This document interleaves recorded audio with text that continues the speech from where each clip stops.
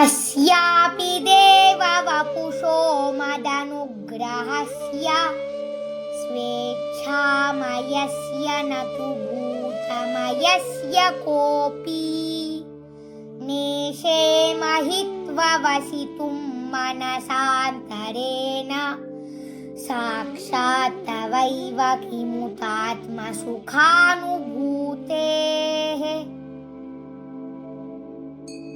అనువాదం: దేవా, నా ఎడ ఇంతటి కరుణను చూపినది నీ విశుద్ధ భక్తుల సమస్తాభీష్టములను నెరవేర్చుటకు అవతరించున్నదియగు ఈ నీ దివ్య రూపము యొక్క శక్తిని నేను గాని వేరెవ్వరు గాని ఎరుగజాలము.